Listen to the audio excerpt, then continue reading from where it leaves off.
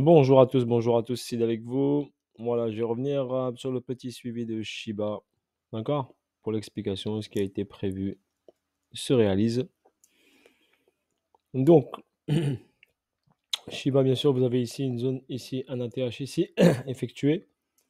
Un retracement, une grosse zone de neutralité d'accumulation qui a duré 19 mai jusqu'au 5 octobre. D'accord? Pratiquement mai, juin, juillet, août, septembre, octobre, donc pratiquement 6 mois d'accumulation. Ça a mis du temps.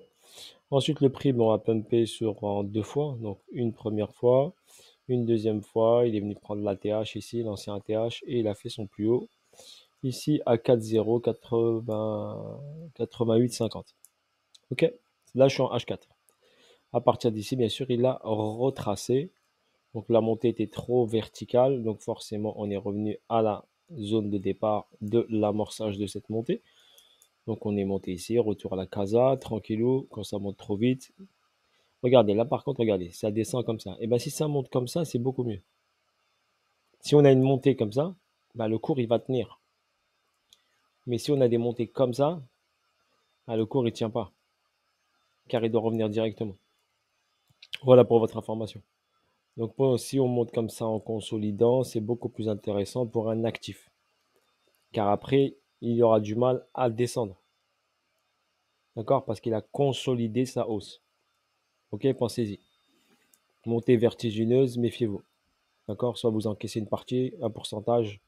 Donc là, quand vous voyez un truc comme ça, n'importe quel actif, quand vous voyez une montée comme ça, c'était combien de pourcents là? Attendez, hop, on va regarder vite fait. Donc là, quand vous avez une montée comme ça de en pourcentage, ça donnait 200% ici à partir de là. Et à partir de la zone d'accu, je crois que c'était 400% si je ne me trompe pas. Non, x10, je crois que c'était. Ouais, c'est ça, x10. Donc voilà, pratiquement du 1000%. Donc quand vous voyez une hausse de 1000% en deux étapes, et surtout que la dernière extension est verticale, faites attention à prendre vos profits ou une partie de vos profits. Si vous êtes amoureux du Shiba, eh ben prenez une partie. Au moins une partie, même si vous êtes amoureux du Shiba. N'oubliez pas Dieu. Après, si vous voulez holder 5 ans, 10 ans, 20 ans, ouais, forcément, à un moment ou à un autre, il passera au-dessus. D'accord? Il ira chercher des zones intéressantes, mais ne rêvez pas au 1 dollar. Ne rêvez pas aux 10 centimes. Ok, soyez un peu réaliste et gardez les pieds sur terre. Ça veut dire que s'il monte à ce prix-là, il va dépasser la market cap du Bitcoin et voir de l'Ethereum, ce qui est impossible. Vous verrez jamais un jeton communautaire dépasser, d'accord, le Bitcoin ou l'Ethereum en market cap. Ce n'est pas possible. Soyez réaliste. D'accord? Voilà, petite information. Ici, retracement là, comme on a dit, hop, il a travaillé les plus bas et les plus hauts étaient de plus en plus bas. Et là, ici, on a eu la première intention, comme je vous l'avais montré. Cette première intention de marché sur une hausse ici. Donc, je vais revenir ici pour un peu plus zoom. On va zoomer un peu. Donc là, la descente, c'est descendu en consolidant. Ok, il a travaillé les bas, les bas, les bas. D'accord? Quand il a ici travaillé ici ce bas-là, il a réagi avec une première hausse, mais sans avoir pris cette mèche-là, comme je vous l'avais dit, on fait attention à celle-ci. On attend de prendre cette liquidité-là qui nous donne une information. Donc ici, on a pris une intention. Donc intention de marché de montée. Bon signal. Premier signal. D'accord? Mais bien sûr, ce buy n'a pas tenu parce que cette liquidité n'a pas été prise. Ensuite, on est venu tout de suite derrière, bim, on a pris de la force. Regardez, quand on a pris la liquidité, il a pris de la force. Et bien derrière, le mouvement est beaucoup plus puissant. Beaucoup plus puissant que descendre en escalier comme ça. Donc puissance, boum, il est venu descendu. Et le SC a pris les liquidités de la croix là, de ce niveau-là. Ensuite, on est arrivé sur zone très intéressante. Donc zone intéressante ici, la zone de demande qui est là. Également, j'ai tracé mon Fibonacci de continuité de tendance sur la première baisse et la première impulsion, donc la descente et la première remontée, qui m'a donné ici la zone ici des 1,27,2, 1,414 et 1,618. Donc pour l'instant, le 1,618, on ne l'a pas touché pour votre information, donc on ne l'a pas pris.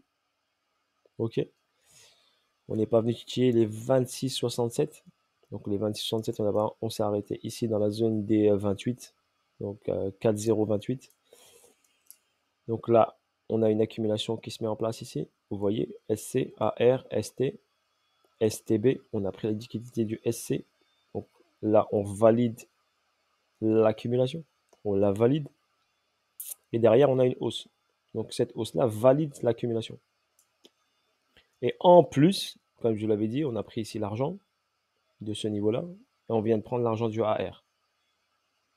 Donc, ici, le 24 à 1h du matin, on a pris l'argent du AR. Et en plus, je vous avais dit, ici, il y avait un equal low, un equal high, excusez-moi, un equal high, donc 2 points au même niveau.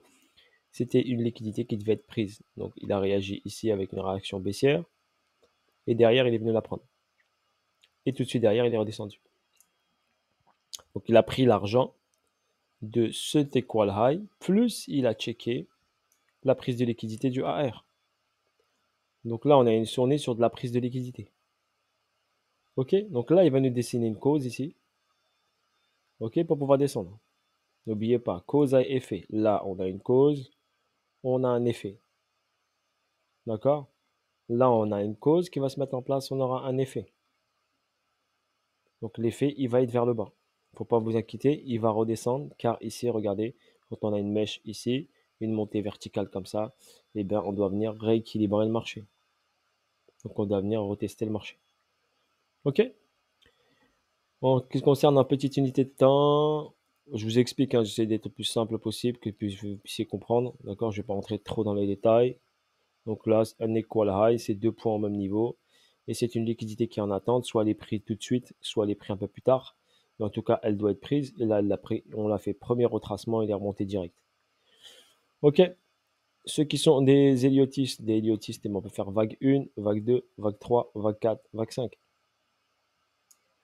Et regardez, la 4 n'enfonce pas la 1, donc la 1 elle est là. Donc ça fait 1, 2, 3, 4, 5.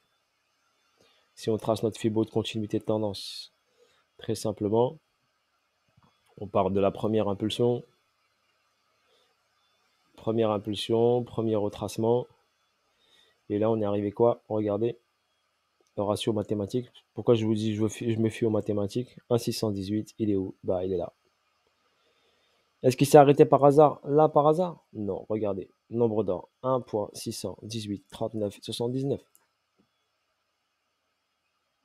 Est-ce que c'est magique? Non, c'est des maths. N'oubliez pas, ce qui gère le prix, c'est un algorithme, ce n'est pas un être humain. N'oubliez jamais ça. D'accord? C'est des algorithmes, c'est des ordinateurs.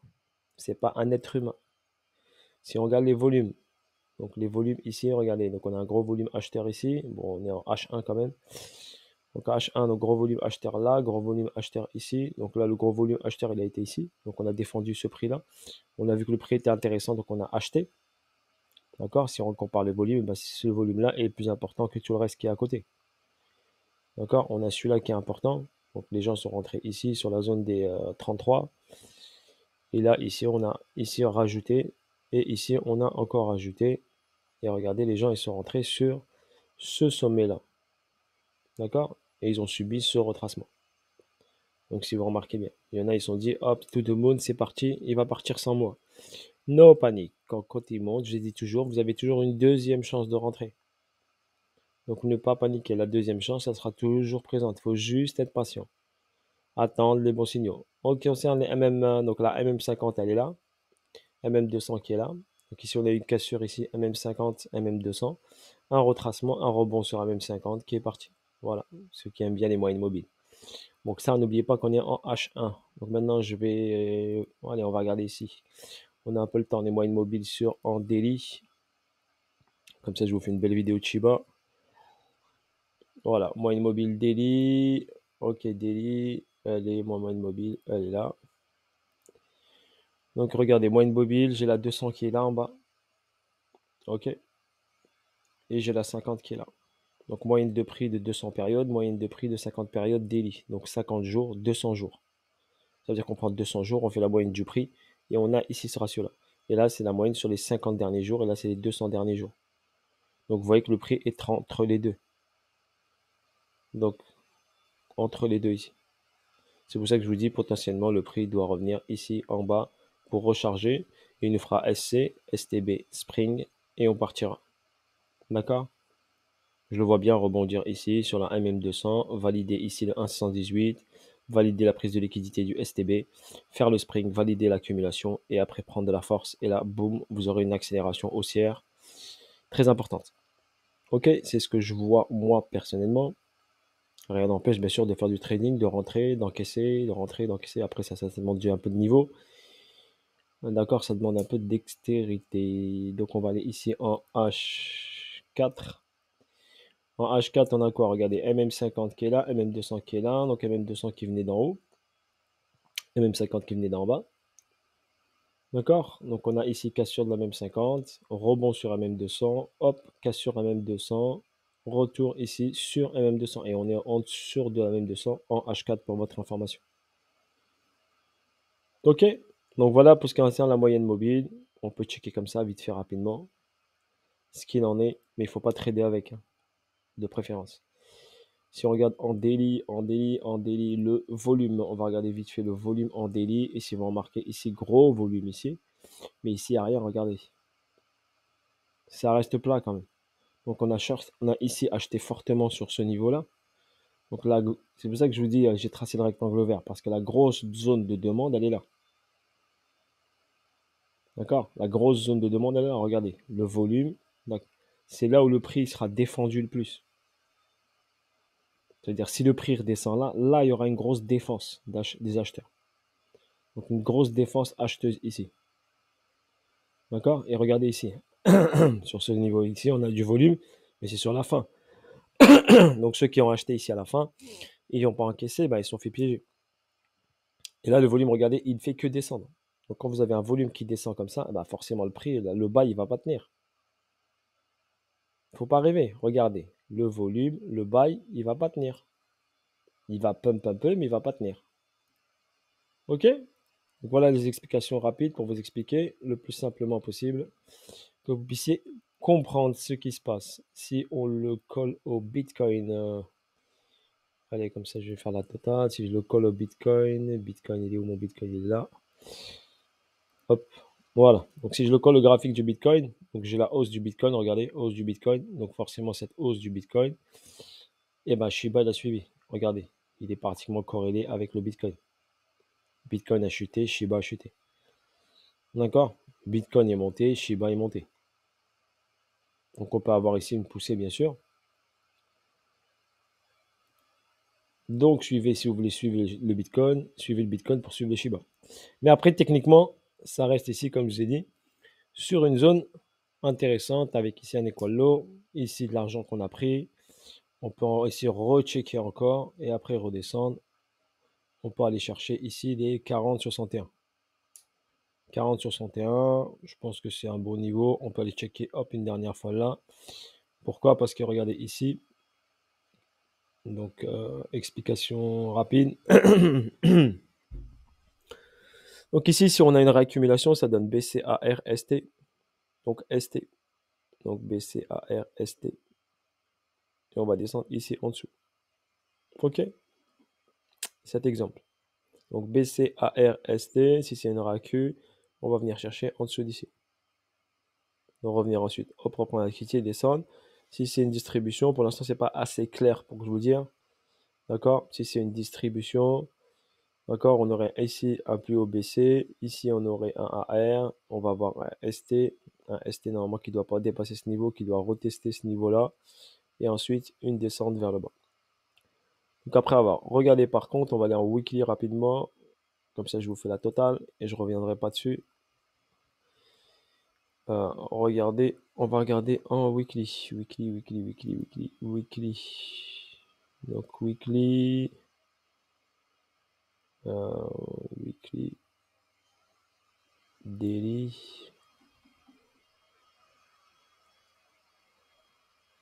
Donc daily, ici, j'ai un déséquilibre de marché. D'accord? Je vous le montre, hein. Ici, j'ai un déséquilibre de marché. Cette bougie-là, vous voyez cette ligne jaune? Donc cette ligne jaune a été prise. D'accord? Et on a un petit déséquilibre de marché ici. Donc là, on ne le voit pas très bien. Je vais prendre un autre graphique pour bien vous le montrer. Je crois que c'est celui-là. Voilà, c'est celui-là que j'ai tracé plus simplement.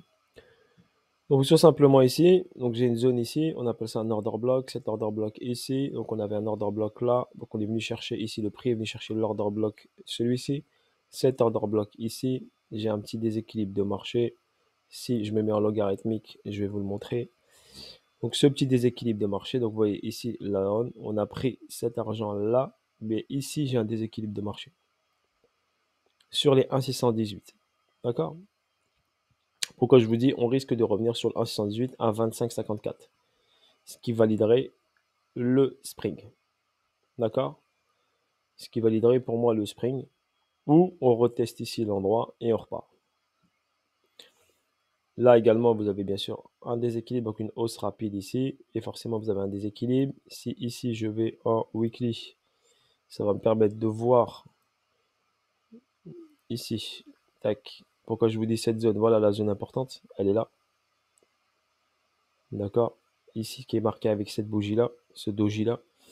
Donc cette zone importante, elle est ici. C'est pour ça que le 1,618 il est là. Et je vous dis l'entrée pour moi, je ne suis pas conseiller financier, mais pour moi l'entrée sniper c'est 25,54. 25,54 ou 26,40. Allez, 26,40, ce serait l'entrée sniper. Donc gardez des cartouches. Si le prix redescend ici, que vous mettez une cartouche ici. Ok, voilà, ici on regarde bien le graphe. Ici, montée vertigineuse, un stop, montée vertigineuse, remontée vertigineuse. Donc vous avez ce stop là, et ben le prix il est revenu où il y avait le stop. Après, vous faites du DCA ici, c'est pas trop grave, parce que le but c'est d'aller chercher vers le haut. Si on prend la zone sniper, si on va sur les 1,618 ou juste un peu ici, c'est les 26,40. Si on prend au 26,40 et on va chercher juste la TH, eh bien on fera un 240%, un truc comme ça. Ouais, 240, vu qu'on va le dépasser, on fera un peu plus, bien sûr. Voilà, bim, bim, si on trace continuité de tendance, on aura ici un Shiba qui pourrait aller. On va regarder ça vite fait. Je l'avais tracé, je pense. Non, je l'avais pas tracé. Donc on va le tracer rapidement. Qui va me donner, si je l'ai sur ce graphe là, voilà. Donc ça c'est le graphe de Uniswap pour votre information. Donc c'est le graphe le plus ancien, celui d'Uniswap, où j'ai les plus bas et les plus hauts. D'accord? Et j'avais tracé ici la continuité de tendance sur cette hausse et cette baisse qui m'a donné le 1,618 là et le 2,618 qui est à 2,618 à 3,010. Donc la possibilité d'aller chercher ça, 3,010. Ok, je pense que c'est jouable avec la vague 1, la vague 2, la vague 3, la vague 4. D'accord? Et une vague 5 du style, bien sûr, Wolf, vague de Wolf, pas Elliott. Ok, voilà sur ce. Pour le Fonda, il y en a tous qui sont excités. Burn, Shiba. Mais n'oubliez pas que la team n'a pas de jetons pour burner. Regardez très simplement, vous allez sur CoinGecko ici, la supply ici, l'offre totale et l'offre en circulation, elle est là. L'offre totale, elle est là. Offre de bloc, moins jetons brûlés. Ok, et ici, vous avez regardé de l'information très importante. Si vous mettez votre curseur ici, vous avez les trois, on va dire que des détenteurs qui ont beaucoup de Shiba. Il y a deux wallets où il a été brûlé. On a brûlé ici du Shiba 410, 410 000 milliards de Shiba une fois et 35 milliards. Ouais, 35 milliards une autre fois. Donc il y a eu deux burns sur un wallet. Voilà, et pour l'instant, il n'y a pas d'autres burns. En ce qui concerne ici, si vous allez ici, donc là vous avez Shiba Explorer si vous voulez avoir plus de données sur ici les Shiba, émission totale, volume, capitalisation, décimal, transfert et smart contract. Smart contract qui est ici. Réseau Ethereum, bien sûr, principalement. Si vous allez ici, vous avez ici un renseignement sur Shiba Token. Il me reste combien de temps? Une minute. Il faut que j'aille vite. Donc Shiba Token.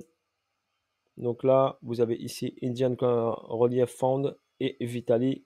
Ok, les détenteurs maximales. Et si vous allez sur les smart contracts, vous allez voir ici. Donc là, c'est le plus détenteur de Shiba qui a le plus de Shiba. Indian Covid Crypto, là, et là, c'est ici, vous avez sur Etherscan les données là sur les holders. Lui détient 41% de la supply. Si après, tu as Binance, après, tu as Uni, d'accord? Et après, c'est correct. À part lui qui détient 40%, et il n'y a que lui qui peut burner. Et je le vois mal burner les Shiba. Je pense que c'est lui qui fait, il s'appelle VB ici, il a fait le transfert sur Indian. et il a fait ici également le transfert.